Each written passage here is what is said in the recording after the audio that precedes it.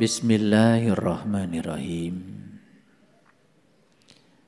Assalamualaikum warahmatullahi wabarakatuh.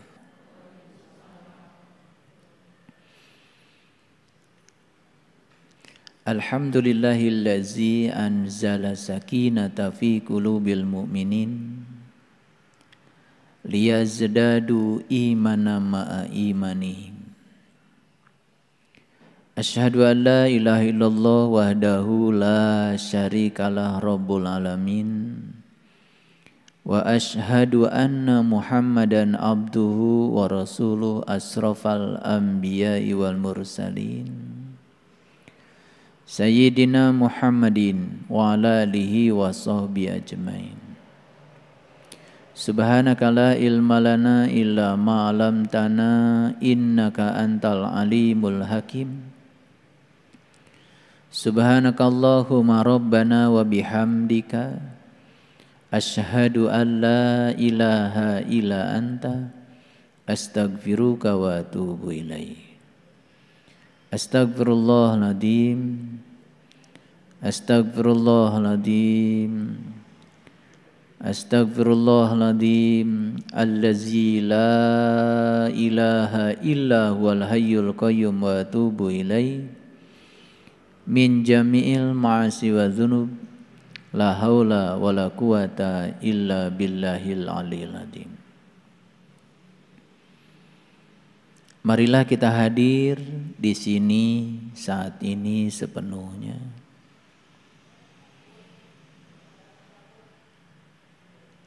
Sadari keberadaan dari Sang Pemilik semesta yang meliputi seluruh ruang kosong di semesta ini, meliputi seluruh bentuk, seluruh wujud, termasuk meliputi seluruh sel dalam tubuh kita.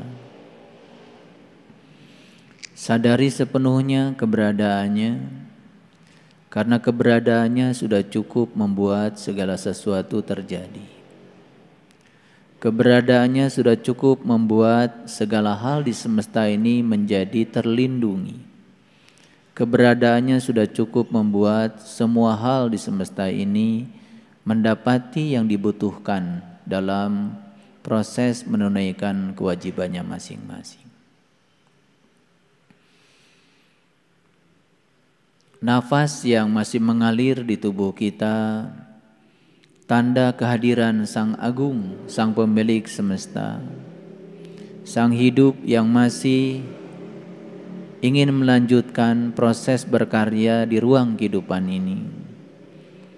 Mari kita sadari kehadirannya sepenuhnya, karena menyadari kehadiran Dia dalam diri kita membuat kita menjadi sangat tenang, sangat damai. Oleh karena itu, mari kita sampaikan penghormatan yang setinggi-tingginya kepada Dia Sang Pemilik semesta ini, seraya menyampaikan pujian dengan membaca hamdalah. Alhamdulillahi Rabbil Alamin. Mari kita mohon kelembutan, kecerdasan, keluasan. Kiranya Sang Pemilik semesta mengkasafkan kita, sehingga segala tirai yang menghalangi datangnya petunjuk, kebijaksanaan, dan hikmah tidak terhalang oleh kabut-kabut yang menyelimuti matahari ruhani yang ada dalam diri kita. Biarkan Sang matahari ruhani itu menyinari jiwa kita, sehingga jiwa ini semakin terang benderang dalam kesadarannya. Mari kita sapa asma Allah dengan kelembutan dan cinta, seraya membaca basmalah. Bismillahirrahmanirrahim. Mengawali kajian kita hari ini, saya akan mengajak para sahabat untuk melihat Quran surat Asy-Syu'ara. Hanya penggalanya saja. Bisa lihat di layar monitor Kita akan mulai dari ayat yang ke-69. Semoga bisa sampai mendapatkan keutuhan pemahaman dari rangkaian ayat ini. Ayat ini dibuka dengan satu pernyataan yang sangat luar biasa. A'udzubillahi minasyaitonirrajim. Bismillahirrahmanirrahim. Watlu alaihim naba'a. Nabi. Naba itu artinya adalah berita. Ada yang menafsirkan naba itu adalah berita besar. Makanya orang yang membawa berita besar disebutnya nabi. Selama ini kita nyebut kata nabi tapi nggak ngerti. Jadi nabi itu dari naba. Naba itu artinya berita besar. Jadi seorang nabi tidak mungkin membawa berita yang remeh-temeh. Tidak mungkin membawa berita yang kecil-kecil. Karena seorang nabi itu pasti ditugaskan ke semesta untuk membawa berita besar. Kalau beritanya besar berarti berita tentang Dia yang maha besar. Makanya orang-orang yang telah diizinkan untuk mengalami proses inisiasi, meniti ke dalam diri, pengenalan pertama saat dia berjumpa dengan diri sejatinya, di situ dikatakan sesungguhnya hari ini kamu mendapatkan kegembiraan, keberuntungan yang paling besar. Jadi dampak dari seseorang yang sudah bersentuhan dengan sang pembawa berita besar, dia pun akan mendapati pengalaman besar dan dia akan mendapatkan keuntungan yang paling besar. Jadi tidak ada keuntungan yang paling besar dalam hidup kecuali keberuntungan saat kita bisa meniti ke dalam diri, menemukan jati diri kita yang sesungguhnya, sehingga kita kenal siapa diri kita yang sebenarnya. Tetapi kebanyakan manusia lebih suka mencari yang remeh-temeh, mencari yang kecil-kecil. Hanya mencari peritilan-peritilan saja. Padahal kalau kita sudah ketemu yang besar, otomatis yang besar itu memiliki kemampuan untuk membebaskan semua hal yang kecil-kecil. Makanya kata-katanya sangat luar biasa. Watlu alaihim naba'a Ibrahim. Sampaikanlah kepada mereka berita besar tentang Ibrahim. Apa sih berita yang paling besar tentang Ibrahim? Ada apa dengan Ibrahim? Kok Ibrahim ini diulang-ulang di dalam Al-Quran? Dan begitu kita menyebut kata Ibrahim, yang terpikir oleh kebanyakan manusia adalah sesosok manusia di masa lalu. Padahal bagi saya Ibrahim itu bisa terjadi di setiap zaman, di setiap ruang dan waktu. Ibrahim ini terkenal dengan sebutan Abul Anbiya, bapaknya para nabi. Berarti Ibrahim ini adalah sosok manusia yang bisa membawa berita besar, dan berita besar yang dia sampaikan itu ditularkan kepada bawahannya, pengikutnya, sehingga pengikutnya pun mendapatkan berita besar. Jadi siapa Ibrahim secara hakikat? Ibrahim secara hakikat sesungguhnya adalah orang yang bisa menyampaikan berita besar sehingga banyak lagi di bawahnya orang-orang yang mengikuti berita besar itu sehingga menjadi Ibrahim. Apa kita tidak tertarik untuk menjadi Ibrahim? Dan syarat utama menjadi Ibrahim adalah kita harus mendapati dulu naba'a, berita besar itu. Dan ketika berita besar itu sudah datang kepada kita, tentu saja yang namanya berita itu tidak cukup untuk diri kita. Tugas kita adalah memberitakan kembali berita ini kepada yang lain, agar yang lain pun mendapatkan berita ini.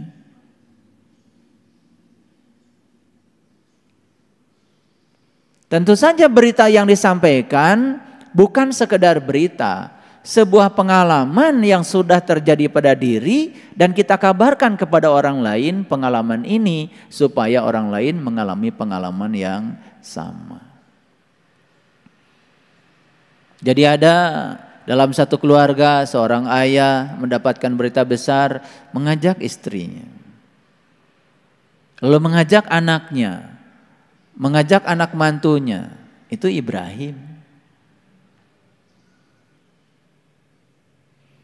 Itu Ibrahim masa kini yang lahir di setiap ruang dan waktu, yang terus menyambungkan wasilah tentang berita besar ini. Bisa paham ya? Makanya kata-katanya sangat sederhana. Wajlu alaihim naba'a Ibrahim. Sampaikanlah ya berita besar, yaitu berita tentang Ibrahim. Lalu apa sih berita tentang Ibrahim yang paling mendasar? Kita lihat dulu ayat selanjutnya. Iz, ketika qala, dia berkata li abihi, dia berkata kepada leluhurnya, dia berkata pada orang tuanya. Sebetulnya abi itu adalah ayah. Ibrahim ini sedang berbicara kepada ayah. Jadi ayah ini juga bukan ayah dalam pengertian sempit seperti ayah kita, bukan. Tetapi dia sedang berbicara kepada generasi sebelumnya lah, kira-kira begitu. Karena kalau dialog ini hanya Ibrahim sebagai anak dengan ayah sebagai orang tua, dialog ini menjadi sempit. Jadi sebetulnya dialog ini antara generasi muda kira-kira dengan generasi tua lah kira-kira. Iz qala li abihi wa qaumihi. Bahkan dialog ini bukan sekedar antara ayah dengan anak dengan ayah, antara generasi muda dengan generasi tua, tetapi generasi muda yang sudah mencapai pencerahan dengan kaumnya yang sudah tua-tua. Kira-kira begitu gambarannya. Apa sih beritanya? Ma ta'buduna. Apa sih selama ini yang kamu sembah? Jadi dimulai dengan sebuah pertanyaan, apa sih selama ini yang kamu sembah? Ini pertanyaan dari generasi yang sudah mencapai pencerahan kepada mereka yang terlahir lebih dulu tetapi masih dalam kegelapan, kira-kira begitu. Jadi ayah beserta konco-konconya lah, kira-kira begitu. Pertanyaannya, ma ta'buduna, apa sih yang kamu sembah selama ini? Dan hampir semua orang kalau ditanya di semesta ini, apa yang Anda sembah? Dia akan menyebut kata Tuhan dalam versi kotaknya masing-masing. Yang agama A akan menyebut Tuhan dengan sebutan sesuai dengan A. Yang agamanya B akan menyebut Tuhan sesuainya agama B. Bahkan ada yang memahami seakan-akan itu Tuhan itu hanya milik kotaknya sendiri. Padahal Tuhan itu cuma satu. Tuhan yang meliputi semesta raya. Tuhan yang meliputi semua makhluk. Tuhannya setiap manusia. Makanya di penghujung Quran surat An-Nas, di penghujung Quran yaitu surat An-Nas, itu ada pernyataan yang sangat indah, sangat universal. Qul a'udzu birabbin nas. Yang ada itu adalah Rabbin nas, Tuhannya manusia. Sadarlah mereka yang selama ini mengkotak-kotakan diri seakan-akan setiap kotak ada Tuhannya sendiri. Wah, bentrok dong. Tuhan kotak ini dengan Tuhan kotak lain. Bahkan seakan-akan Tuhan di kotak ini menyuruh menyerang Tuhan di kotak yang lain. Banyak dong kalau begitu Tuhan. Karena kita terjebak oleh sebutan yang berbeda, seakan-akan kita punya pemahaman bahwa Tuhan itu setiap kotak berbeda. Padahal Tuhan itu satu adanya. Dan setiap manusia diliputi oleh Tuhan yang satu itu. Tetapi Tuhan yang satu membebaskan setiap manusia untuk menyebut dengan sebutan yang berbeda. Karena memang beliau sendiri kan tidak bernama awalnya. Menjadi bernama kan karena disebut saja oleh sang manusia itu yang ingin menyebut nama Tuhannya. Bahkan pada ujung yang lebih dasar lagi, orang yang sadar sudah tidak terjebak lagi oleh yang namanya sebutan. Yang paling penting adalah sudah tahu yang disebut. Nah, selama ini ketika kita menyebut sebutan, itu disebut mengingat. Padahal itu sebetulnya baru menyebut. Jadi mengingat itu bukan menyebut. Mengingat itu adalah mengingat. Dan syarat sahnya ingat harus tahu yang diingat. Itu aja. Dan supaya sah ingatan kita kepada Tuhan, maka kita harus kenal pada Tuhan kita. Itulah yang dikatakan para nabi, para rasul, awalnya beragama adalah mengenal Tuhan. Jadi kalau orang mengawali proses beragama dari mengenal Tuhan, maka proses beragamanya itu pasti ya lebih fokus daripada orang yang mengawali agama dengan ritual tanpa mengenal Tuhan. Makanya kata-kata Syekh Abdul Qadir Jailani sangat luar biasa. Agama akan kehilangan eksistensinya apabila penganut agama itu setiap saat sibuk mengamalkan sesuatu yang dia tidak tahu. Dan ternyata banyak sekali contohnya. Banyak yang sibuk dari sejak kecil bahkan melakukan ritual agama. Begitu sudah tua, akumulasinya kelihatan. Malah di proses menuanya itu tidak menemukan kebijaksanaan, tidak menemukan kecerdasan, malah justru tua-tua keladi, makin tua, makin jadi, bertambah umur, tambah kenceng marahnya, bertambah umur, tambah kenceng kekerasan omongannya, bertambah umur bertambah ya ketidakbijaksanaannya. Banyak yang kayak gitu. Tuh. Ada yang bicara sama saya, orang tua saya itu perasaan dari kecil baca Qur'annya rajin. Saya tanya, baca Qur'an yang mana? Itu baca Qur'an yang tulisan, yang bahasa Arab. Itu tidak akan pernah bisa mengubah kebijaksanaan seseorang. Toh yang dibaca pun dia tidak mengerti. Orang tua saya rajin melaksanakan ritual ibadah, bahkan tahajudnya rajin.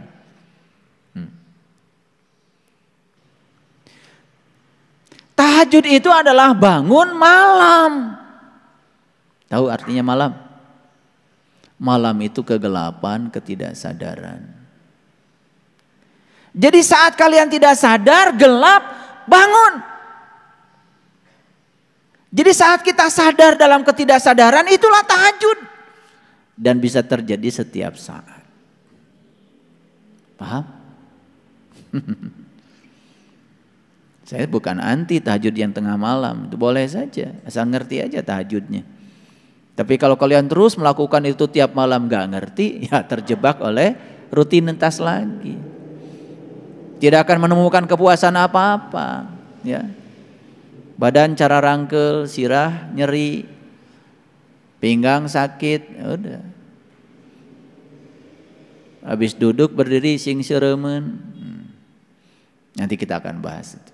Semoga nanti nyampe ke situ tuh. Biar ngerti. Sekarang bisa nggak tahajud? Bisa. Begitu, saya ngomong kasar tadi. Jangan-jangan orang tidak nyaman dengan omongan saya. Saya bangkit mulai hari ini. Saya nggak ngomong kasar lagi. Tahajud. Bangun malam. Paham? Itu hakikatnya. Nah syariatnya apa? Ya syariatnya lakukan tahajud. Lakukan tahajud. Tahajud. Oke. Ketika ia berkata kepada bapaknya dan kaumnya. Izqala li abihi wa qaumihi. Dia berbicara bukan hanya kepada bapaknya, termasuk juga pada kaumnya. Apa yang dibicarakan? Yang dibicarakan ma ta'buduna. Apa sih yang kamu sembah? Ini kalian nih dulu ketika ditanya. Habis sholat, waktu sholatnya gini, Allahu Akbar. Mulai jalan-jalan pasar, ke dapur, bikin jadwal, terus baru assalamualaikum. Coba orang yang model gitu ditanya, tadi ibu habis sholat? Iya dong. Nyembah siapa bu? Allah. Untung saja Allah itu diam. Diam bagi orang yang berisik sebetulnya. Karena Allah itu tidak pernah diam. Dia itu mutakalliman.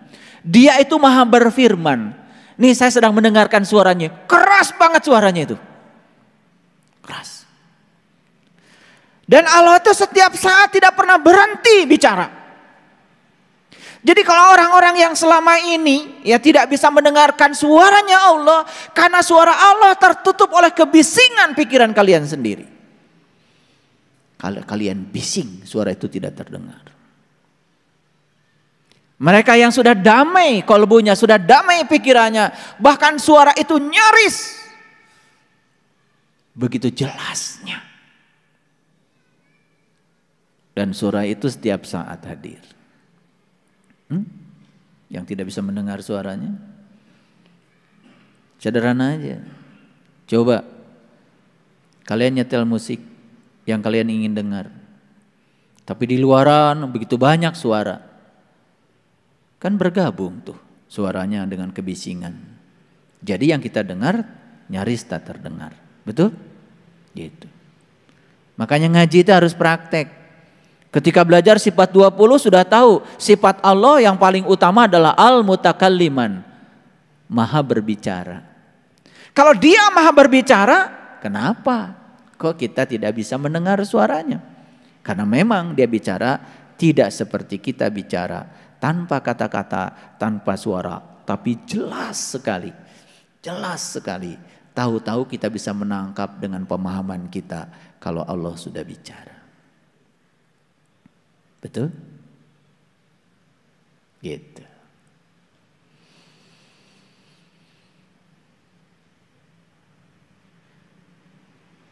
Dan saat kita ditanya siapa yang kamu sembah, dan kita mengatakan Allah, untung saja orang yang bising tidak mendengarkan suara Allah. Tapi orang yang sadar mendengarkan suara Allah. Kata Allah, emang gue disembah sama lu. Dari sejak takbir sampai salam, yang kamu pikirkan, yang kamu ingat adalah urusan kamu sendiri. Itulah Tuhan kamu, itu yang kamu sembah. Jadi kalau kita mau riset nih, bikin pertanyaan nih. Pertanyaan pertama, nih riset nih. Pertanyaan pertama, gini pertanyaannya. Siapa yang ibu bapak sembah ketika sholat? 1000% jawabannya pasti Tuhan. Betul? Nah, bikin pertanyaan kedua, lebih cerdas lagi. Ini pertanyaan riset. Pertanyaannya, selama ibu bapak sholat, apa yang ibu bapak ingat? Tulis. Atau kasih pilihan. Suami, istri, anak, tabungan, mobil, sertifikat, terus itu. Itu kayaknya dicontreng semua itu. Coba bikin riset kecil-kecilan kayak gitu, itu akan mengagetkan. Jadi ilmuwan kecil-kecilan lah sedikit. Dan ilmuwan itu sudah bisa memprediksi karena dia boleh berhipotesa dengan pengalaman risetnya. Dan boleh kita berhipotesa. Kira-kira dari hipotesa kita dicontreng nggak semua itu? Tadi ingat ke dapur, contreng nggak? Ingat cucian, contreng nggak? Pasti kan? Ini bukan persepsi, ini hipotesa. Nah itu pertanyaan kedua. Pertanyaan ketiga lebih keren lagi. Jadi menurut Al-Quran, seseorang itu dikatakan menyembah Tuhan apabila selama dia menyembah Tuhan yang diingat cuma Tuhan. Apakah yang Bapak Ibu sembah itu Tuhan atau yang ditulis tadi? Itu pertanyaan ketiga. Boleh berhipotesa? Kira-kira jawabannya apa? Pasti mulai jujur kan? Kan ini masalahnya dua. Siapa yang disembah dan siapa yang diingat. Dan siapa yang berhasil mengingat Tuhan itu yang menyembah Tuhan. Dan siapa yang tidak berhasil mengingat Tuhan berarti dia tidak menyembah Tuhan. Yang disembah adalah yang dia ingat. Pertanyaan yang terakhir, yang paling ujung di riset itu, apa kesimpulan Bapak Ibu? Nah, andai Bapak Ibu ini sekarang peserta riset, peserta yang sedang diriset, kira-kira kesimpulannya apa? Saya bikinkan ya kesimpulannya. Kira-kira kesimpulannya begini. Ternyata yang saya ingat selama sholat yang selain Tuhan. Berarti yang saya sembah selain Tuhan. Kira-kira sama gak kesimpulannya dengan saya? Masih nyombong gak kira-kira? Masih nyombong gak habis dari situ? Oh, masih. Masih merasa diri paling soleh. Oke? Baik. Nah, ini pertanyaan dari siapa ini? Pertanyaan dari Nabi Ibrahim kepada generasi sebelumnya, kepada kaum sebelumnya. Pertanyaannya apa? Ma ta'buduna. Apa yang kamu sembah? Sudah terjawab sekarang? Apa yang kamu sembah? Sudah terjawab ya? Gak usah dikatakan, udah terjawab, udah terjawab. Yang sudah diajarkan mengenal Tuhan aja, ketika sholat masih liar. Bayangkan coba, yang tidak mengenal Tuhan, ketika sudah liar, kapan baliknya? Kalau kalian kan masih bisa balik sekali-kali gitu. Jalan-jalan ke Surabaya, balik. Masih bisa balik. Dulu kan gak balik-balik. Ketawanya paling kenceng. Qalu, mereka menjawab apa? Na'budu asnaman. Kami menyembah berhala. Jujur banget. Bisa sekarang diisi berhala tuh? Titik-titik tadi bisa? Apa aja berhala? Suami, istri, rumah, dapur berantakan, kamar mandi, jadwal, proyek, pekerjaan, cicilan. Masuk tuh cicilan. Karena selama ini begitu kita ngomong berhala, langsung patung. Lalu rame-rame Begitu ada orang di rumahnya ada patung, wah dia nyembah berhala. Itulah kebodohan kita selama ini. Saya hanya ingin menunjukkan kepada kalian kalau berhala itu ternyata begitu banyak di rumah kita. Betul? Boleh ditambah lagi? Masakan, minuman, banyak? Banyak. Pokoknya gini deh, apa saja yang kalian ingat ketika kalian sedang sholat, itulah berhala. Bahasa Qur'annya asnaman, berhala. Karena kalau saya tidak jelaskan begini, suka salah kaprah nih kita mikirnya. Berhala patung. Alhamdulillah di rumah saya emang gak ada patung. Terus emangnya kalau punya patung di rumah apa bahayanya? Yang bahaya itu bukan patung, yang bahaya itu sifat patung. Karena sifat patung itu diam, tak berdaya, dan tidak berubah. Patung Bung Karno begini pertama kali diresmikan, sampai sekarang begini. Tidak menjadi begini. Jadi siapa patung itu? Patung itu simbol dari mereka yang tidak mau berubah. Yang hobi marah nggak mau berubah, patung. Yang pelit nggak mau berubah, patung. Kira-kira di ruangan ini ada patung nggak? Ayo acungkan tangan. Emang patung nggak bisa acungkan tangan. Jadi kalau ada yang acungkan tangan itu pasti bukan patung. Yang tidak acungkan tangan patung, karena patung tidak bisa mengacungkan tangan. Saya nggak pernah nyindir, nggak pernah. Nyindir tuh nggak enak. Kalau saya nggak pernah nyindir, langsung aja bicara. Makanya kalau di ruangan pengajian kita, begitu kita bicara setan, kita hadirkan setannya. Karena kalau setannya nggak dihadirkan, kita menggunjing setan. Tambah mulia tuh setan. Betul nggak? Mau bicara iblis, hadirkan iblisnya supaya kita tidak menggunjingkan iblis. Mau bicara Fir'aun, hadirkan Fir'aunnya. Biar kita tidak menggunjingkan Fir'aun. Kan selama ini kalau orang ngaji kan bicara Fir'aun, oh itu dulu ada orang namanya Fir'aun. Betul nggak? Dia itu katanya mengaku Tuhan. Fir'aun itu dosanya kecil, cuman mengaku Tuhan.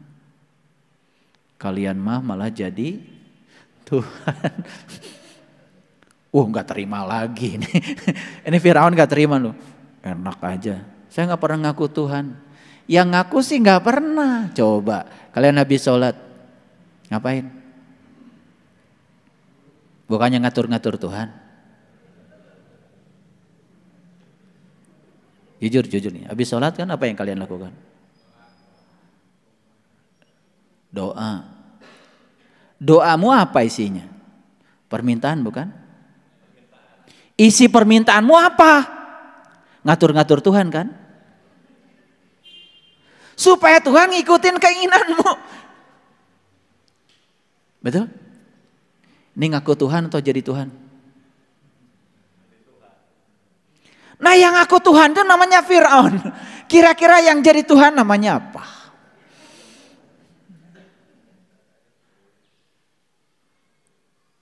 Ini karena kita nggak sadar. Begitu di sebuah majelis ngomongin Fir'aun, udahlah nganggap Fir'aun aja tuh jahat banget. Dan kita yang sedang ngomongin dia soleh banget. Gitu. Gitu apa tidak? Mengerikan ya.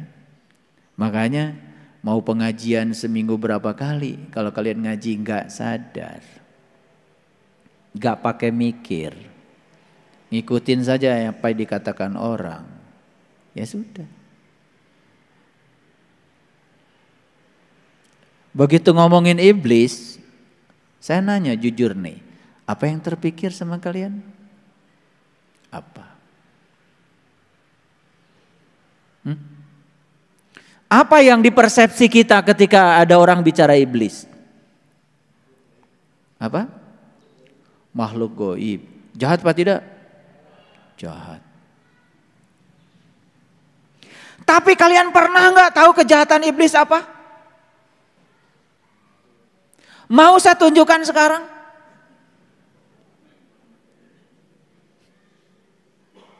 Ini begitu saya tunjukkan kalian kaget.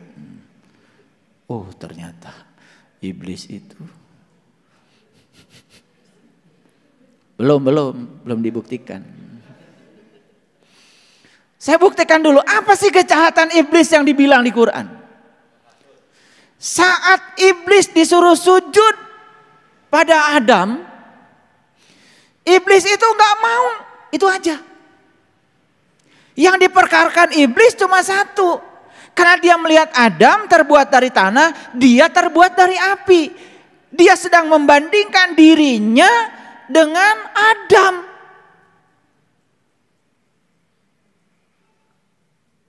Itu yang membuat iblis tidak mau sujud pada Adam. Terhalang oleh penglihatannya yang dangkal. Terhalang oleh penglihatannya yang dangkal. Itu iblis. Karena iblis itu saat melihat Adam, dia lihat Adam. Tapi malaikat ketika disuruh sujud pada Adam, dia langsung sujud.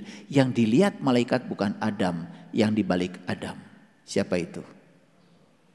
Hakikat Adam. Terasa bedanya sekarang? Ulangi lagi. Kayaknya ini belum cerdas, ini belum. Matanya masih kelihatan bingung. Jadi iblis itu ya, dia itu penglihatannya masih terhalang.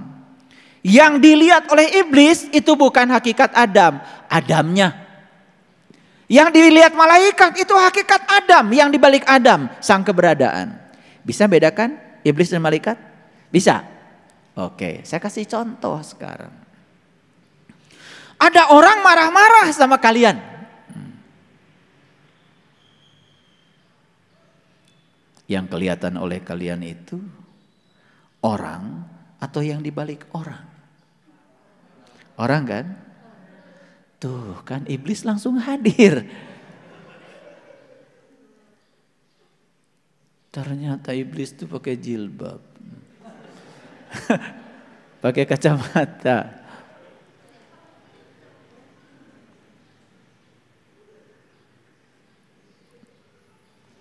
Kalau ada orang marah-marah sama kalian, jahat banget sama kalian. Yang kalian lihat, orang atau yang dia balik orang? Orang, udah jujur ini, jujur ya. Ini luar biasa nih, iblis ini pada jujur. Karena memang iblis itu jujur apa adanya.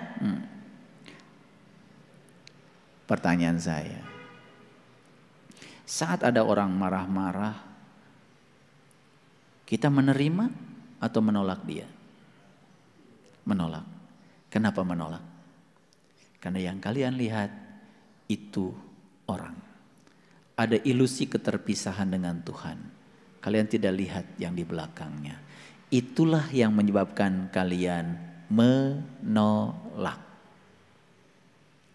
Sekarang saya tanya lagi. Ini saya pertanyaan bukan buat iblis ya. Buat kalian. Apakah ketika ada yang tidak kalian suka, kalian terima atau kalian tolak? Yang keras jawabannya. Ditolak. Makin jelas. Ternyata iblis makin banyak di ruangan ini. Itu ngaji itu begitu. Terasa nggak? Terasa.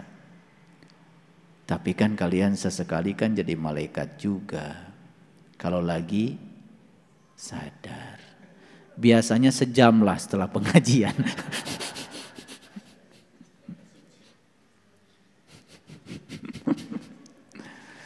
Iya biasanya begitu. Sebelum melewati batas suci. Jadi kalau sudah batas suci udah kelewat tuh yang di depan masjid tulisan batas suci kelewat biasanya udah langsung belis lagi. Nah, apa pesan saya? Pesan saya sederhana, kita selama ini ngaji itu kebanyakan keluar. Bicara iblis di luar, bicara setan di luar, bicara malaikat di luar. Betul? Coba begitu kita tarik ke dalam, oh ternyata Musa saya, Ibrahim bisa jadi saya, ya Fir'aun bisa jadi sesekali saya, iblis bisa jadi saya, setan sesekali bisa jadi saya. Itulah saya. Ada yang salah? Gak ada. Salah itu ketika kita menilai buruk. Dan penilaian buruk berasal dari pikiran. Biarkan saja semua berevolusi. Toh kita pun sedang belajar, bukan? Betul nggak? Nah, pertanyaan dari saya, jadi iblis itu enak nggak? Ini pertanyaan terakhir tentang iblis karena kita mau masuk ayat berikutnya. Jadi iblis itu enak nggak? Kok nggak enak tapi betah ya? Baik, kita teruskan. Qalu na'budu asnaman panadallu laha akifin. Mereka menjawab, kami menyembah berhala-berhala dan kami senantiasa tekun menyembahnya. Betul? Betul apa tidak? Yang kenceng dong jawabnya. Jadi bukan sekedar menyembah berhala, tapi tekun menyembahnya. Jadi akifin itu orang-orang yang tekun. Tapi tekun menyembah berhala. Bukan tekun bekerja, bukan. Tekun menyembah berhala. Mulai terang benderang nih tentang berhala. Mulai ya. Jadi saya ingin menarik supaya pemahaman kita tidak keliru. Karena selama ini kita menganggap, wah saya itu imannya udah paling murni aja. Tauhidnya paling murni aja. Betul nggak? Di rumah saya nggak ada patung, gambar pun nggak ada. Lucu ya. Saya dapat kabar dari seseorang, baru saja dia menikahkan anaknya, dan seminggu setelah itu dicetak fotonya, di print, dan kemudian fotonya ditempel-tempel di dinding, dan setelah itu kemudian dicabuti oleh menantunya dan dibakar di depan orang tua itu, orang tua istrinya. Semua foto-fotonya, karena tidak boleh di rumah ada gambar. Luar biasa ya, luar biasa tololnya. Itu memahami hadis yang keliru. Di rumah mana tidak boleh ada gambar? Di kolbu. Gambar tentang apa? Gambaran-gambaran tentang Tuhan. Karena Tuhan tidak bisa digambarkan. Makanya temui dia. Dia akan bertajali di kesadaranmu sebagaimana dia adanya. Jadi ketika ditanya, yang mana Tuhan? Ya itu. Yang mana? Ya itu. Yang kayak gimana? Ya itu. Gak usah dilayani pertanyaan itu. Yang kayak gimana, warnanya apa, gak usah dilayani. Ya itu. Di luar apa di dalam? Tidak di luar, tidak di dalam. Di atas apa di bawah? Tidak di atas, tidak di bawah. Di kiri apa di kanan? Tidak di kiri, tidak di kanan. Jadi di mana? Ya di situ. Yang mana? Ya itu. Oh, jangan kejebak ya. Kalian kan masih suka kecentilan.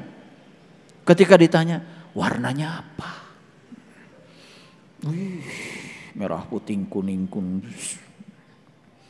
Awas.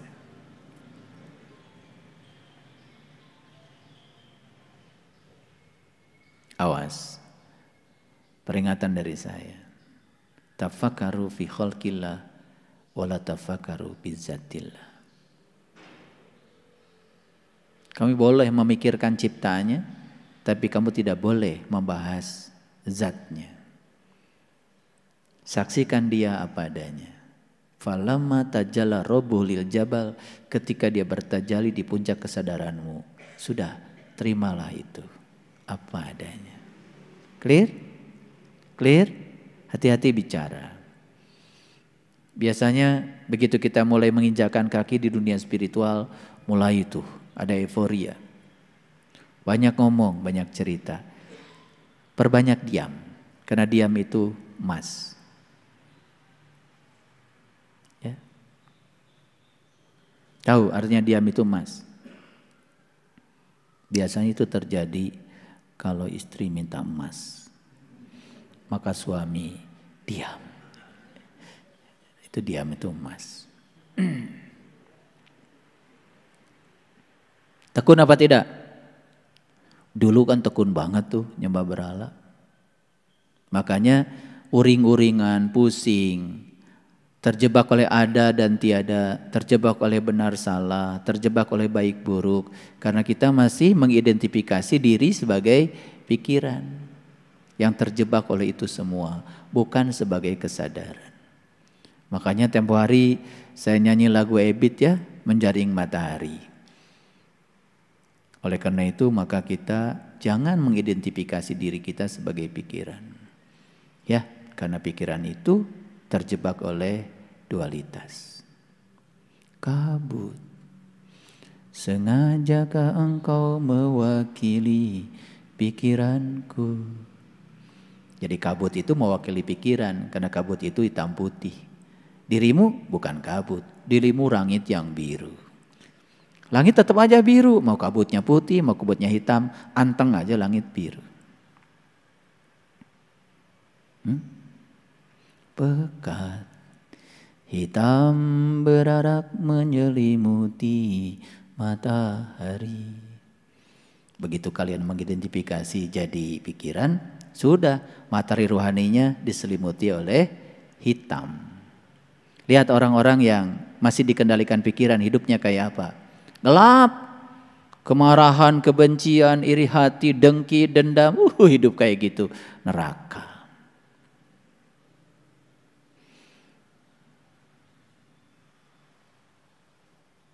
Ya.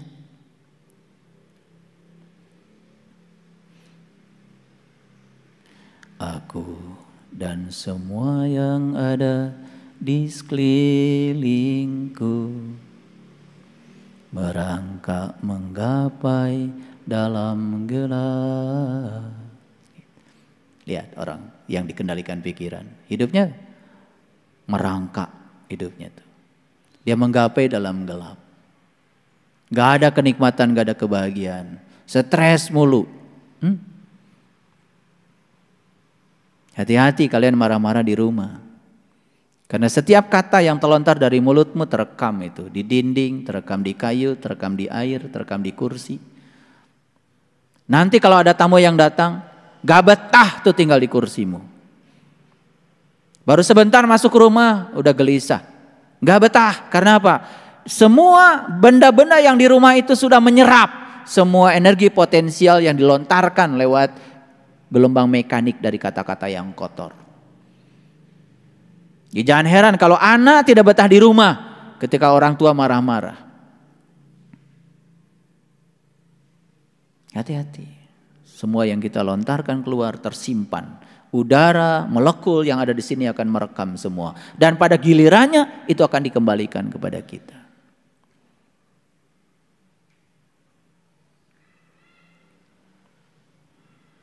Itu hukum timbal balik. Mendung, benarkah pertanda akan segera turun hujan deras, agar semua basah yang ada di muka bumi. Siramilah juga jiwa kami ini yang tengah dirundung kegalauan. Galau terus tuh kalau orang yang masih dikendalikan oleh pikiran. Saya mau nanya. Ini pertanyaan buat kalian, bukan buat iblis. Yang tadi udah selesai episode iblis. Pernah galau nggak? Pernah apa sedang? Sering ya. Tahu nggak kenapa galau? Galau itu ternyata akibat kita mengidentifikasi diri sebagai pikiran. Makanya ketika pikiran sedang ngasih info macam-macam, tinggalkan, amati aja. Dan katakan pada dirimu, aku bukan pikiran. Aku adalah sang kesadaran yang mengamati pikiran. Amati aja, jangan dilawan. Ketika pikiran sedang marah, pikiran sedang, biarkan energinya semua muncul. Amati saja, amati. Jadilah langit biru, jangan jadi kabut putih, kabut hitam. Kamu akan damai. Sesederhana itu? Yes, kalau sudah tahu ilmunya. Sesederhana itu. Makanya beruntung kalian hari ini bisa ngaji hari ini. Aku bukan itu. Bukan, itu bukan aku. Itu diri palsuku. Oke, it's okay. Aku jadi pengamat saja bagi semuanya. Amati aja. Nanti lama-kelamaan seperti nonton film. Semua energi yang menumpang di kemarahan, di kebencian akan sirna dengan sendirinya. Alam bawah sadar kita mulai terang benderang. Dan ketika alam bawah sadar mulai terang benderang, apa yang terjadi? Hidup menjadi enteng. Karena alam bawah sadar adalah long term memory yang menyimpan semua data, ya, data masa lalu kita. Dan kalau alam bawah sadar itu sudah membentuk substansi kesedihan, maka kesedihan akan memakan kesedihan. Tidak pernah kesedihan memakan sukacita. Sukacita akan memakan sukacita, tapi kepedihan akan menarik kepedihan baru. Lihat orang dalam kehidupannya setiap hari, bangun tidur penuh dengan kepedihan. Dia tarik kepedihan dengan kepedihan yang ada dalam dirinya. Hidup yang semacam itu tidak layak untuk dihidupi. Neraka itu. Wajah sudah, aduh, lihat wajah. Saya lihat wajah kalian tuh dulu, sekarang sih masih. Dulu maksud saya. Dulu. Ya udah, wajah nggak jelas. Ya abstrak. Sekarang sih udah mulai ada rada jelas lah sekarang. Rada jelas. Senyum nggak jelas. Iya, ketawa nggak jelas. Ngomong gak jelas. Dulu, ya sekarang sih lumayan. Kami menyembah berhala-berhala dan kami senantiasa tekun menyembahnya. Keren gak bahasa Al-Quran ini? Keren kalau diterapkan pada diri kita. Betul gak? Sadar gak bahwa sebetulnya ayat ini bersesuaian dengan kita? Sadar gak? Sadar. Oke, lanjut. Qala, berkata lagi Ibrahim. Hal yasma'unakum id tad'una. Ini Ibrahim nanya lagi nih. Sama ayahnya, sama nenek moyangnya, sama apa tuh? Sama kaum-kaumnya. Apa pertanyaannya? Hal yasma'unakum. Apakah berhala-berhala itu bisa mendengar kamu? Sewaktu kamu tad'un itu bukan berdoa. Sewaktu kamu menyerunya, semasa kamu mengundangnya. Lihat saya semua. Jadi si daftar berhala tadi masih ada di tulisan? Masih itu. Nanti tambah lagi itu. Mungkin sekarang baru 100. Nanti nambah lagi. Nah, si yang 200 itu nanti kalau udah jadi 200 tuh tanya, apakah mereka ketika diajak, ketika diseru oleh kita bisa mendengar? Kira-kira bisa mendengar tidak? Gak bisa. Tad'una itu artinya mengundang. Ad-du'a. Jadi tad'una itu ketika kita melakukan proses mengundang. Tapi Allah, kalau diundang oleh kita hadir, mau memenuhi undangan kita, hadir. Terasa kehadirannya? Luar biasa. Ada beberapa sahabat yang baru ikut proses pemberkatan kemarin. Ternyata Allah itu luar biasa ya. Selalu hadir, memenuhi segalanya.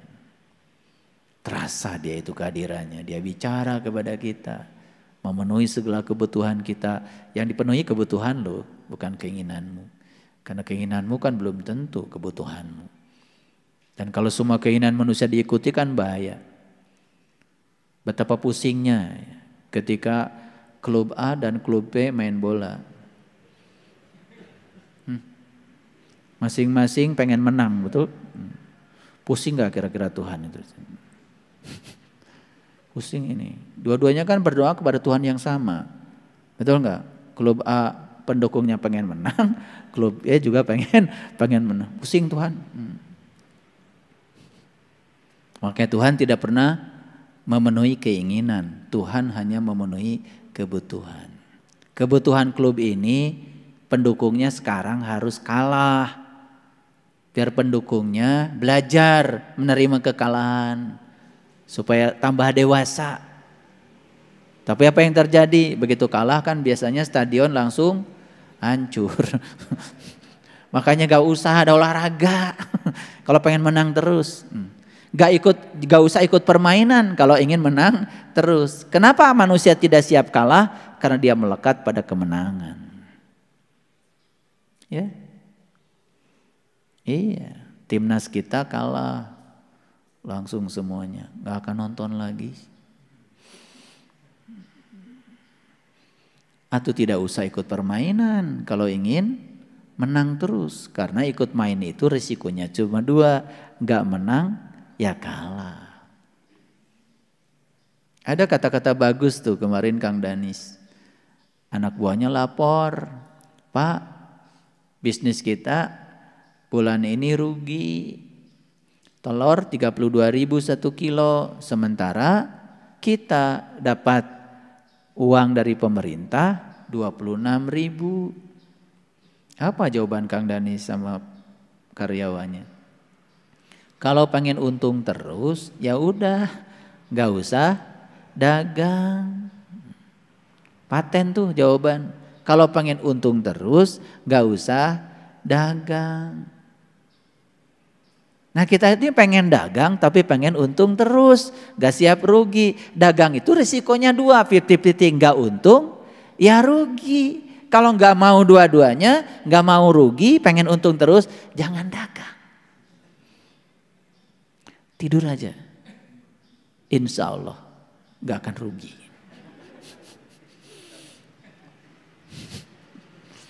Ya, jadi suka melawan hukum alam, aneh. Kita lanjutkan.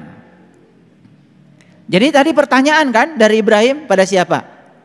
Pada mereka-mereka yang menuhankan berhala tadi. Apakah berhala-berhala kamu itu bisa mendengar? Jawabannya apa? Ya jelas tidak dong. Tapi kok selalu didengarkan?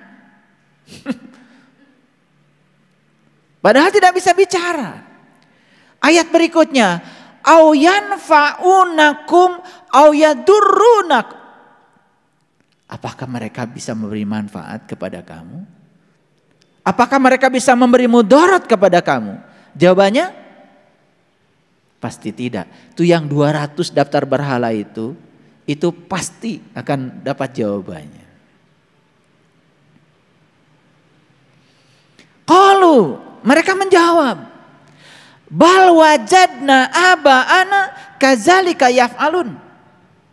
Sebenarnya kami hanya mendapati, hanya melihat leluhur-leluhur kami dulu ya begini. Betul? Jadi kan sebetulnya kita ini selama ini menjalani hidup itu produk dari apa yang diajarkan lingkungan kepada kita. Produk dari apa yang diajarkan mereka yang telah duluan datang ke sini. Betul? Betul. Kalau di sebuah keluarga ada tradisi seperti ini, semua keturunannya ngikut.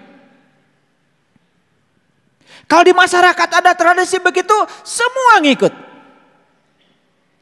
Kalau di masyarakat itu baca Yasin pakai speaker, semua anak cucunya kalau baca Yasin pakai speaker. Kalau enggak pakai speaker, rasanya enggak baca Yasin. Karena mereka itu melihat contohnya, mereka yang datang. Padahal Yasin itu buat diri sendiri, buat yang baca, buat yang dengar.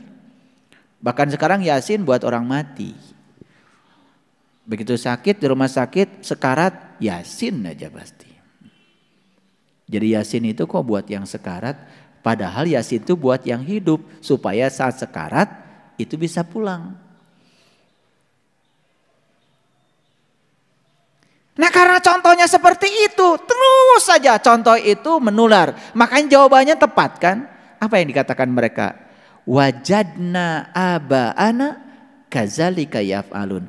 Kami ini hanya ngikutin saja apa yang bapak kami, leluhur kami, generasi sebelum kami melakukan itu, ngikut saja.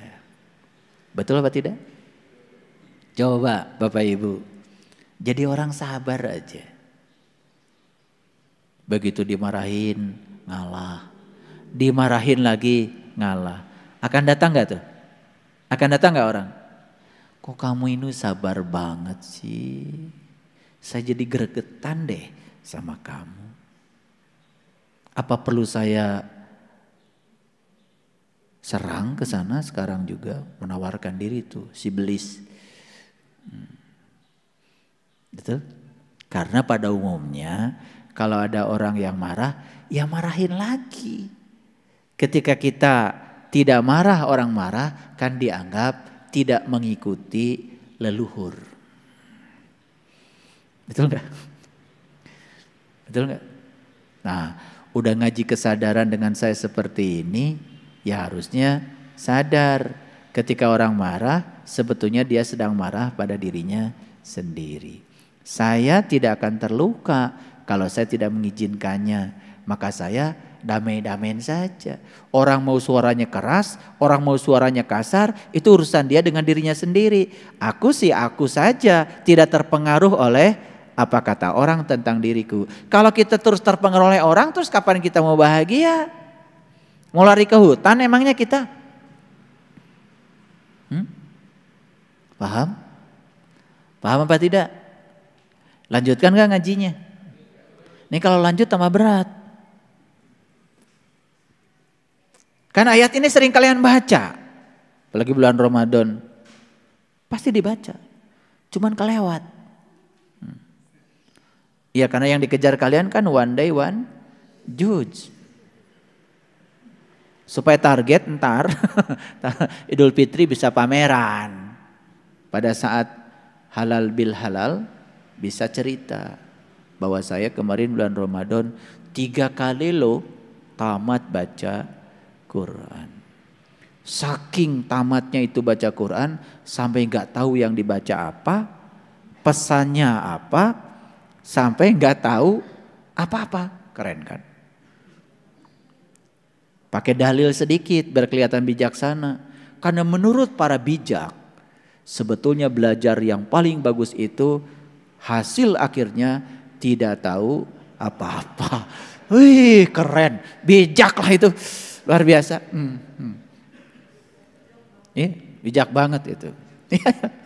Karena menurut Aristoteles, pakai Aristoteles lagi. Itu memang Aristoteles yang bilang begitu, ya. Jadi puncaknya ilmu itu nggak tahu apa-apa. Bener itu, sampai nggak tahu apa-apa.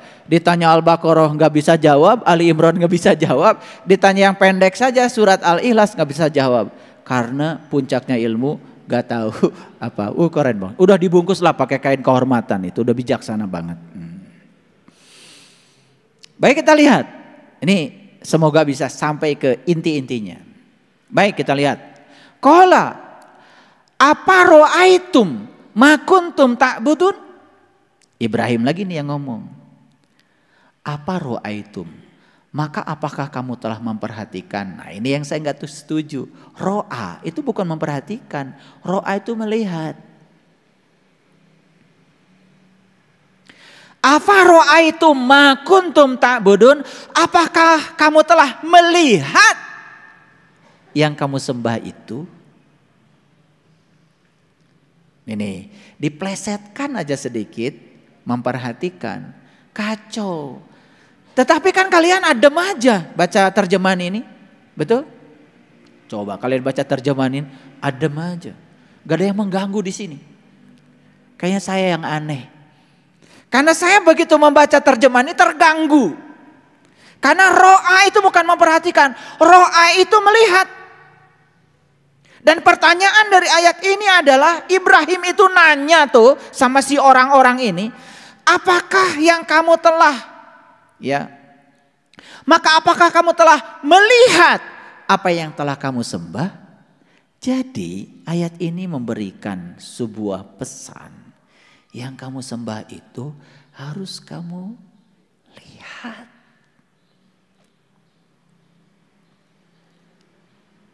Jadi kalau begitu selama ini kalian ini menyembah yang terlihat atau yang tidak terlihat? Jujur. Jujur. Menyembah yang terlihat atau yang tidak terlihat? Dulu sih menyembah yang tidak terlihat.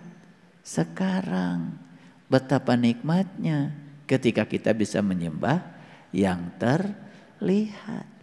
Keren banget itu. Makanya ayat ini kalau nggak saya luruskan, itu terjemahannya jadi kacau. Ro'a itu artinya melihat. Ru'yat itu artinya melihat. Oh, bulan belum terlihat. Karena di ru'yat nggak terlihat. Dihisab aja, dihitung pakai hitungan bulan. Gitu. Ru'yat itu melihat. Di zaman para rasul, para nabi, ru'yat itu adalah ilmu yang agung. Yaitu ilmu untuk melihat Tuhan. Jadi ru'yat itu terbuka mata kalbu sampai kita menyaksikan siapa Tuhan yang kita sembah. Itu ru'yat. Ya, luar biasa ya. Ini nih coba perhatikan. Harusnya ayat ini tuh membuat kita tersentuh kan harusnya. Apakah kamu telah melihat yang kamu sembah itu? Kok kamu belum pernah lihat? Kok kamu sembah sih? Gitu kira-kira begitu. Dibuat-buat itu sama saya. Biar lebih kena bahasanya. Paham? Jadi kesimpulannya apa? Yang kamu sembah itu harus terlihat. Makanya kan Sayyidina Ali ketika ditanya. Ya Ali, ketika sedang wudhu gemetaran. Dan Ali mengatakan, seandainya kalian tahu siapa yang akan aku sembah setelah wudhu ini, kalian akan mengalami pengalaman yang sama seperti aku. Ya Ali, apakah kau melihat Tuhan? Ru'yatullah bi'ainil qalbi. Aku melihatnya dengan terang mata kalbuku. Oh Ali. Jadi Tuhan itu terlihat. Aku tidak mau menyembah Tuhan yang tidak bisa aku lihat. Ya, Rasulullah mengatakan, aku adalah kotanya ilmu dan Ali adalah gerbangnya ilmu. Jadi kalau ingin masuk ke kotanya ilmu, lewati dulu Ali. Saya bukan kelompok siapapun, bukan. Tetapi saya hanya mencoba untuk belajar, meniti ke dalam diri. Tidak usah berkelompok-kelompok dalam belajar untuk meniti ke dalam diri, tidak perlu.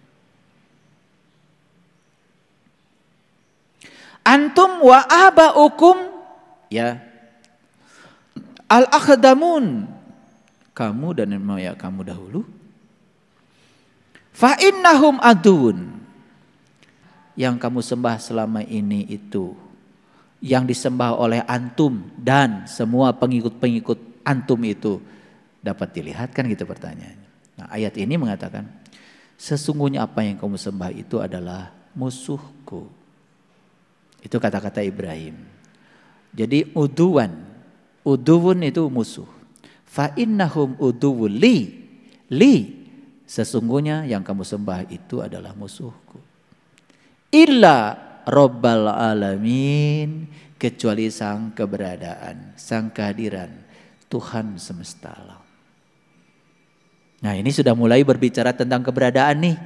Jadi Ibrahim sudah berkesadaran. Yang dibicarakan bukan Tuhan pencipta tapi Rabbal alamin, sang keberadaan, sang kehadiran. Hadir beliau bersama kita saat ini? Hadir? Ya, hadir. Terasa ya, hangat sebagai nafas kita. Alladzi khalaqani fahuwa yahdin, yang telah menciptakan aku dan dia pun yang telah menunjungi aku. Jadi Tuhan itu yang telah menciptakannya, juga telah menunjukkan jalan untuk menuju kepadanya.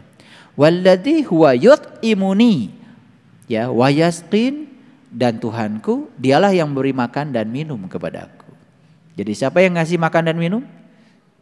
Wah. Sudah tahu cara Tuhan ngasih makan dan minum? Udah tahu? Belum tahu?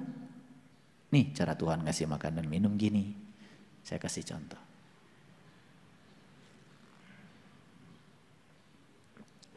Siapa yang ngasih minum sama saya?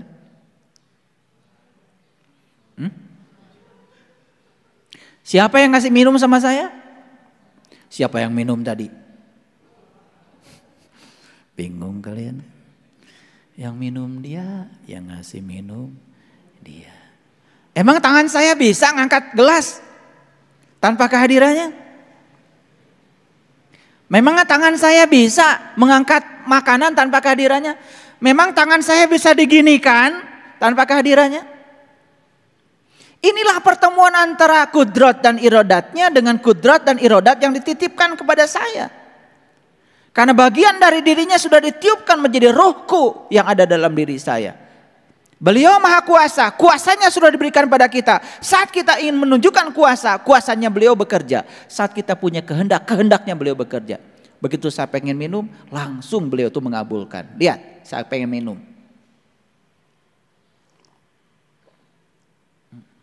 Dikabulkan? Begitu saya pengen, dikabulkan. Apa yang tidak dikabulkan oleh dia? Sedekat itu kalau kita mau jujur. Sedekat itu. Tangan kita tidak pernah bisa berbuat apa-apa tanpa kehadirannya. Kenapa kalian itu selama ini mengalami ilusi keterpisahan? Kenapa menyatakan Tuhan itu jauh? Sedekat itu dia bersama kita. Bahkan saat minum pun kalian tidak sadari. Siapa yang ngasih minum itu? Aku, kata Tuhan. Siapa ngasih makan pada kamu? Aku. Coba belajar nanti kalau minum makan itu sadari. Yang ngasih minum adalah aku. Yang ngasih makan adalah aku. Ya, ayo sadari. Yuk sadari. Saya mengajak kalian untuk merasakan kehadirannya setiap saat. Saya merasakan kehadirannya sekarang di dalam diri saya. Sebagai medan energi yang bergerakkan saya. Saya tidak bisa bicara seperti ini. Tidak bisa duduk seperti ini. Tidak bisa melihat kalian seperti ini. Tanpa kehadirannya. Alhamdulillahi Rabbil Alamin. Wa iza maradtu fahuwa yasfin. Dan apabila aku sakit, dia yang menyembuhkan aku. Lihat kata-katanya. Ketika aku sakit. Sakit itu dari mana? Dari aku. Bukan dari Allah. Allah tidak pernah menciptakan sakit. Tidak pernah menciptakan penyakit. Ketika aku sakit. Sakit itu urusanmu. Dengan dirimu sendiri. Profesor Kazuo Murakami menyatakan. Sakit itu kontribusi jiwa yang kotor 50%. Sakit itu kontribusi pikiran yang keliru 25%. Sakit itu dari hubungan sosial yang terganggu 15%. Jadi kalau jiwanya kotor, pikiran pasti kotor, hubungan sosial terganggu, sudah pasti rubuh tubuhnya. 50%. Tambah 25%. Tambah 15%. Sudah 90%. Gaya hidup, makan sembarangan itu cuma berkontribusi pada kesehatan itu 10%. Apa yang selama ini dilakukan? Ketika kita sakit, tubuh kita rubuh. Kita minum obat. Kita pergi ke dokter. Kita pergi ke rumah sakit. Boleh? Boleh. Tapi itu hanya menyembuhkan akibatnya. Hari ini disembuhkan, hari ini makan obat, besok sakit lagi. Karena kita menyembuhkan akibatnya. Makanya sekarang di mana-mana sedang rame penyembuhan secara holistik. Whole.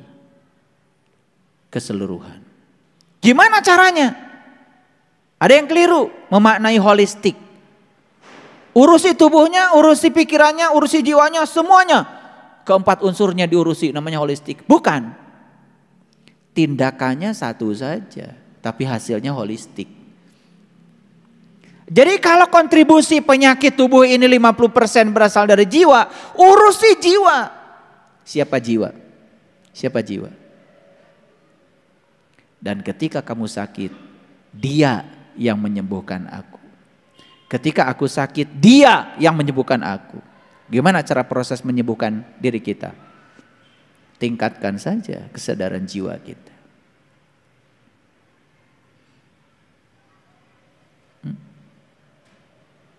Siapa jiwa itu? Jiwa itu Nur Insan. Nur Insan itu punya bosnya, namanya Nurullah dan Nur Muhammad. Izinkan Nur Insan itu mengakses Nurullah dan Nur Muhammad. Izinkan jiwa itu bersyahadat kepada Allah dan Rasulnya. Izinkan dia untuk mengakses alam-alam yang tinggi. Saat dia mengakses alam-alam yang tinggi, jiwa menarik energi dari kemurniannya sendiri. Apa yang terjadi? Naik kesadaran. Begitu kesadaran meningkat, kapasitas kita untuk mencintai diri sendiri pun meningkat. Apa yang terjadi? Pikiran mulai terkendali, tidak terjebak benar salah, masuk ke dimensi yang lebih luas lagi. Tubuh menjadi sehat. Sistem kelistrikan di otak sini menghasilkan endorfin, menghasilkan dopamin, menghasilkan serotonin, bukan menghasilkan hormon-hormon yang berbahaya seperti adrenalin. Lihat orang-orang yang dalam kehidupannya cemas, takut, sistem kelistrikan di pineal gland-nya terus memproduksi hormon-hormon yang sangat menakutkan. Namanya hormon adrenalin. Hormon itu sangat merugikan. Dan ketika hormon diproduksi secara berlebihan, sistem kelistrikan otak kita terganggu, sistem kimiawi tubuh kita terganggu, ya rubuh tubuhnya, sakit jadinya. Pegang gelas jatuh, padahal umur baru 40. Diajak jalan sama saya, naik sedikit saja, payah. Saya suka ngetes kalian, bukan suka saya ajak jalan. Nanjak sedikit saja udah ngeluh. Dibawa ke Gunung Padang ngitung tangga. Apalagi kalau saya bawa ke Jabal Nur. Dulu banyak tuh, saya bawa jamaah. Dari sini bawa tongkat. Saya bilang ntar tongkatnya saya lepasin, saya lemparin. Saya ajak ke Jabal Nur. Saya kasih resepnya seperti hidup. Hidup tuh sehari-sehari. Jangan setahun-setahun kelamaan. Sehari aja tuntaskan. Baru mikirin besok sehari. Itu sehari-sehari hidup itu. Sama naik tangga. Jangan mikirin 378 tangganya Gunung Padang. Naikin aja satu-satu. Satu. Jangan lihat ke atas. Satu. Tahu-tahu udah di atas. Itu ilmunya sederhana. Ya. Jangan mikirin Quran 30 juz. Sejuz aja. Tahu-tahu 30 juz. Jangan mikirin Quran 6.666 ayat. Sudah seayat. Lama-kelamaan 6.666 ayat. Banyak yang nanya kepada saya, gimana ayah bisa menghafal Quran 30 juz? Kalian karena mikirnya 30 juz. Saya dulu gak mikir 30 juz. Mikirnya satu ayat. Terus aja ngereh nikreh. Kan kelamaan juga sembuh. Tuntas. Paham? Jadi, maaf nih, yang sakit-sakit, gimana cara menyembuhkannya? Sembuhkan dulu jiwamu. Gimana cara menyembuhkan jiwa? Pertemukan jiwa dengan sumber aslinya. Pertemukan jiwa dengan Allah dan Rasulnya. Biarkan dia menyerap energi dari alam yang tinggi. Bisa. Kan Allah bilang dalam Al-Quran, segala kebutuhan tentang dirimu sudah aku sediakan di dalam dirimu sendiri. Masa kata-kata Allah itu gak dibuktikan? Allah tuh gak mungkin bicaranya sembarangan. Betul? Wa iza maridtu fahuwa yasfin. Dan apabila aku sakit, dia yang menyembuhkan. Jadi ketika aku sakit, apa yang terjadi selama ini? Ayo. Kalau sakit gimana? Ya Allah. Kia-kia ting. Sembuhkan ya Allah. Sembuhkan. Kira-kira apa jawaban Allah? Emang gue pikirin. Jadi Allah itu sudah bersamamu, di dalammu, bersamamu. Kok enggak dirasakan kata Allah kehadiranku bersamamu? Aku manunggal, aku menyatu, tidak pernah terpisah dari dirimu. Sadari saja. Sadari saja kehadirannya. Makanya kalau tubuh ini sedang sakit, pertama pahami bahwa organ tubuh kita sedang memberikan sinyal kepada kita. Tubuh sedang bicara. Dengar. Karena tubuh itu bicaranya dengan sakit. Ketika mah, oh lambung saya sedang bicara. Dengerin aja. Sensasinya dirasakan. Dirasakan aja. Tapi sambil dirasakan itu, bilang sama lambung, yes, saya mengerti kata-katamu. Karena saya tidak teratur makan, pagi-pagi malah sarapan. Oke, saya sudah bisa menangkap pesanmu. Mulai besok saya rubah, besok sarapan. Kenapa sih sarapan aja susah? Tuh hoyong. Kalau nunggu hoyong itu sudah rusak tubuh kita. Nih saya kasih tahu, kalian baru makan ketika lapar, udah rusak tuh tubuh. Ibarat gedung itu alarmnya sudah bunyi. Kalau gedung alarmnya sudah bunyi, sudah kebakaran belum? Sudah terjadi kebakaran karena yang membuat alarm itu bunyi kan sebetulnya suhu tinggi. Ditangkap oleh sensor jadi kontak jadinya bunyi. Ngerti ya tuh seetik. Jadi kalau gedung itu sudah bunyi alarmnya itu sudah kebakaran. Jadi kalau haus itu sudah dirasakan itu sudah rusak tubuh kita. Kalau lapar itu sudah rusak. Jadi tubuh itu hanya ingin dipahami. Tolong dong jangan nunggu lapar. Dahar atuh.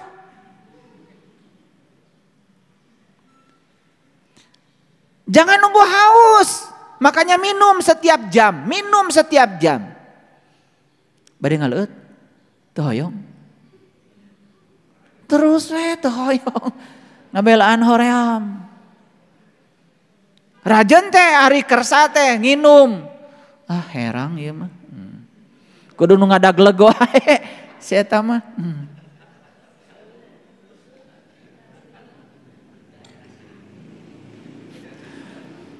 Rajan teh daek inum kudu nu giung wae.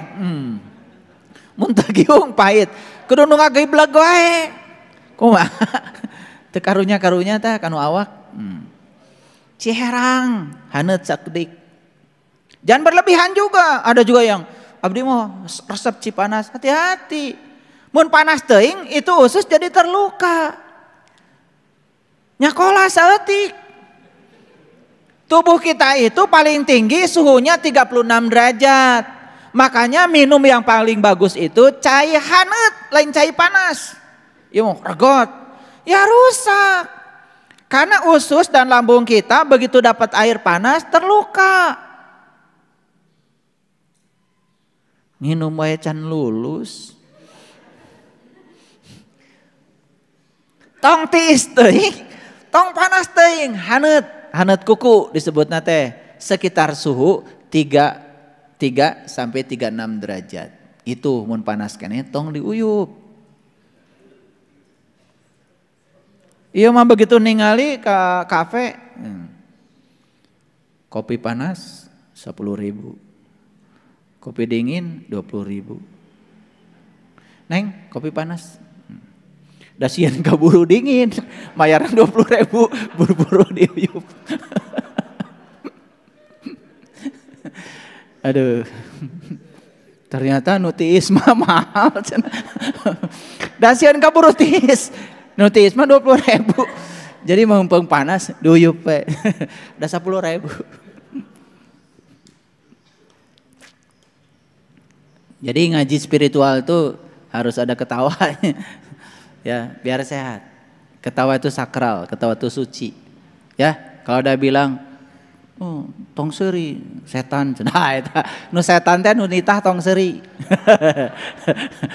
Ya, jadi ketawa itu sakral. Lihat orang-orang yang jarang ketawa, lihat. Jika juring. Poek we banget. Tidak ada endorfinnya ya gitu. Ketawa, nyanyi. Ya, makanya kalau saya kan ngecek kemajuan spiritual kalian, saya suruh joget aja. Dari joget tuh saya lihat, ya jangan kemana-mana. Ya. Iya, hese. Lengan kamana, suku kamana. Iya, kalau tujumpalik. Terbalik dah diajar spiritual. Jadi kalau orang yang spiritualnya tinggi itu bebas, tidak jaim. Disuruh nyanyi, disuruh joget aja nikmati. Joget tang nurutan batur.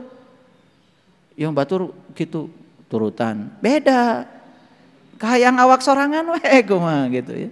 Gitu ya aya Asep.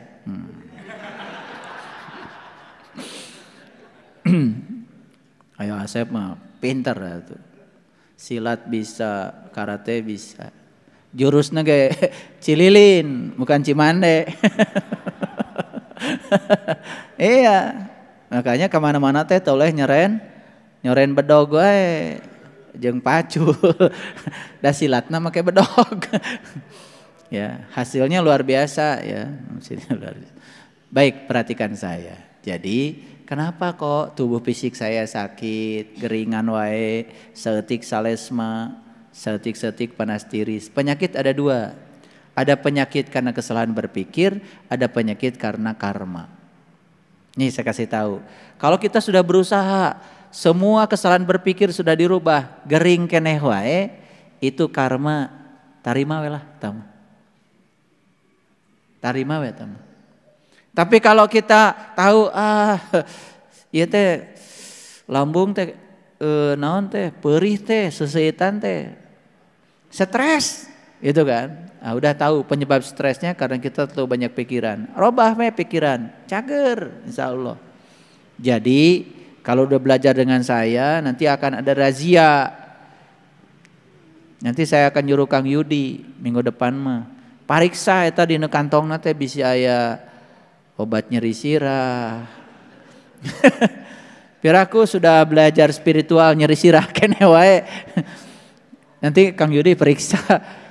Tanupang lobana obatna berarti dari situ indikator, berarti spiritualnya nggak jalan gitu. Loba teuing pangajian.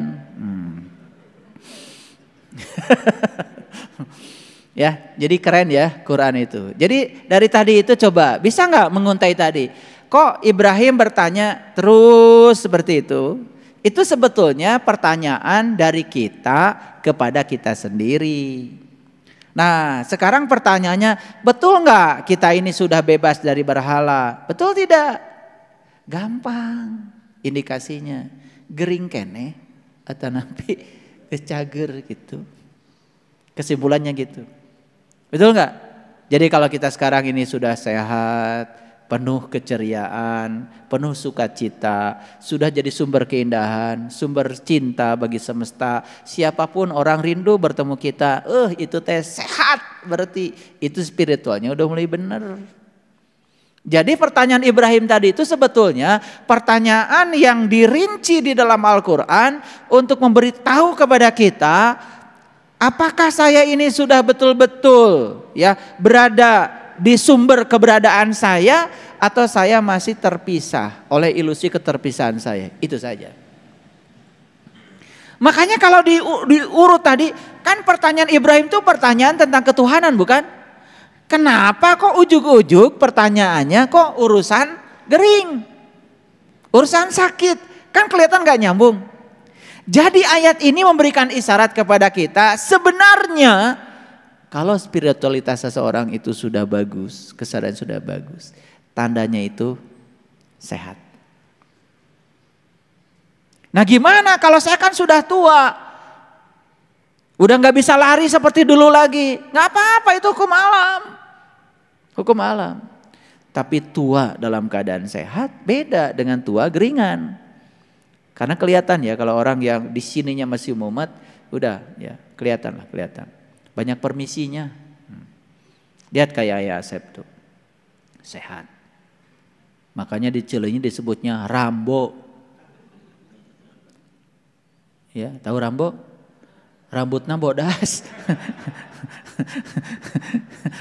Iya, kalau jalan kemana-mana nggak pernah pakai sandal, pakai sepatu, makanya sehat, gitu. Padahal usianya sudah luar biasa, masih mencung, masih maco, gitu. Pikiran bebas, merdeka. Jadi kalau belajar agama itu terlalu banyak rasa bersalah, akibat kita mendengarkan terlalu banyak hukuman dan ancaman, tinggalkan itu, nggak benar itu. Seotik-otik neraka, seotik-otik neraka. Tong ngaji di tempat gitu, ya. Nanti jadi rusak ya alam bawah sadar kita. Betul nggak? Makanya agama itu rasa bersalah. Ngagambarkeun Allah teh tukang nyiksa, mengazab. Hayo we Allah teh kitu. Lain Allah eta mah si eta. Ya, Allah mah teu kitu. Maha Pengasih, Maha Penyayang. Allah itu tidak pernah menghukum. Saya kasih tahu, Allah tidak pernah menghukum. Dia cuman mengingatkan kita supaya kita tambah baik. Itu saja. Kenali makanya Allah. Tong percaya kasih eta. Allah teh sautik-sautik mengazab. Cenah jiga hayam tah diasupkeun ka nu drum, diangkat. Eta mah tukang hayam. Jauh-jauh. Iya. Di belum cenah dinusunu. Eta mah tukang bakar ikan. Lain Allah. Maksudnya Allah gitu. Allah mah teu kitu. Allah Maha Pengasih, Maha Penyayang. Welas asih. Allah luar biasa. Hoyong eueut langsung panangan digerakkeun. Leres? Iya. Atel tuh langsung we Allah mah. Sugan kadoa heula, ya Allah. Atel ya Allah. Punten ya Allah, ya panangan katuh abdi. Ya Allah, atel. Ya. Nunggu dikabulkan dulu. Henteu. Begitu atel, tuh langsung. Bagernya Allah. Jadi Allah nusok nuna-nuna, eta mah Allah ciptaan ibu bapa. Menang sorangan. Allah na kitu. Da Allah mah teu kitu. Karaos? Itu. Jadi udah 11:30. Kita tutup saja kajian kita, semoga semua yang saya sampaikan menjadi berkah. Seringnya kalian datang ke sini mendapatkan energi yang berkah dari sini. Bawalah energi itu ke dalam kehidupan, praktekkan. Kalau sudah tahu, praktekkan. Agama menjadi eksis kalau kita mempraktekkan yang kita tahu. Praktekkan dalam kehidupan, insya Allah. Ya, saya selalu support ya, semoga kalian semua selalu damai, sehat, bahagia, berkelimpahan rezeki tanpa batas. Jangan dibatasi Allah dengan pikiran kita. Ya. Jangan minta bis sama Allah. Siapa tahu Allah mau ngasih pesawat. Minta motor ke Allah. Cek Allah teh tadi narik di berebes dan minta motor ke sepeda. Ya, cing atuh ka Allah tong kitu-kitu teuing, ya. Allah Maha Kaya itu buktikan bahwa Dia Maha Kaya, akan mencukupi semua kebutuhan hambanya. Ya, itu harus kuat menghadapi kehidupan. Siapkan diri kita menghadapi segala kontradiksi dalam kehidupan. Terima kasih.